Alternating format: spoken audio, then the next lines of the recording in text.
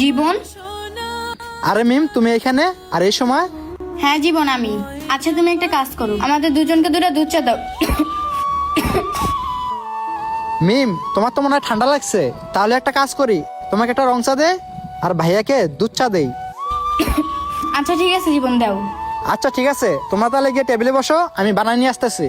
আচ্ছা আশিক চলো।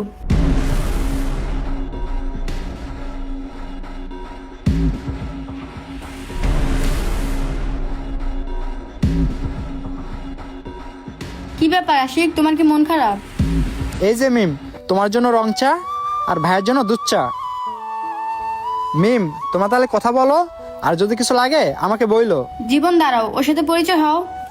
জীবন শোনো, ও হইতেছে আশিক, ও আমার খুব কাছের ফ্রেন্ড। আচ্ছা ঠিক আছে ভাইয়া, আমি জীবন। আমি আশিক। আচ্ছা যাও তাহলে। ঠিক আছে। মিম, তোমাকে একটা কথা বলি, এই চাওয়ালা মনে হয় তোমার সাথে বেশি ফ্রি হয়ে যাচ্ছে না?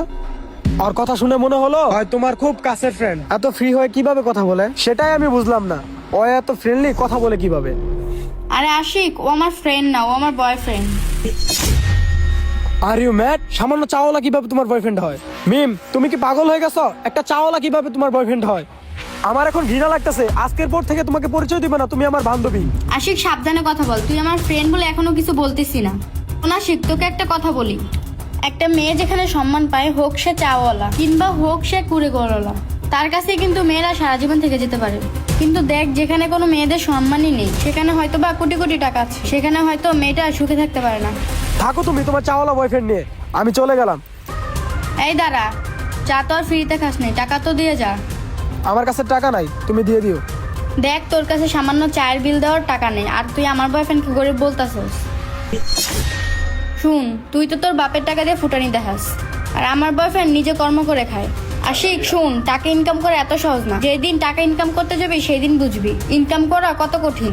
তোকে আর কি বলবো, তুই তোর কখনো টাকা ইনকাম করতে যাসনি, তাই তুই এসব কথার মূল্য বুঝবি না। টাকা ইনকাম করা কত যে কঠিন এটা আমি ভালো করে জানি। আর আমি তোমার বয়ফ্রেন্ডের মতো সামান্য চায়ের দোকান দিব না, দিলে বড় কিছুই দিব। আচ্ছা যা যা, আমি আমার বয়ফ্রেন্ডকে বলবো না তোর 4 টাকাটা দিতে, আমার বয়ফ্রেন্ডের মন অনেক বড়। আসসালামু আলাইকুম বন্ধুরা, আমাদের ভিডিওটি কেমন হয়েছে অবশ্যই একটা কমেন্টের মাধ্যমে জানাবেন, আর ভালো লেগে থাকলে শেয়ার করবেন।